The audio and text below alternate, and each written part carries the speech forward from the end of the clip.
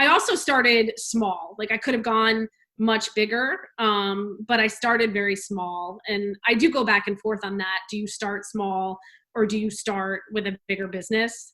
Hindsight is 2020, but I actually think I would have gone bigger, just because you have a bit more breathing room. A friend had told me, it's a lot easier to go from 100 to 0 than it is to go from 1,000,000 to 0, right? So you have a bit more breathing room, barring major life crises or pandemics, right? But you just have more breathing room to make mistakes, and you have more profit and revenue that's coming in every month that you can use to hire out help, right? Yeah. So I think going smaller is actually, it's even more like school of hard knocks, because you got to learn how to do that stuff yourself, which has been great because I have a great learning curve, no regrets. But yeah, that's my lens.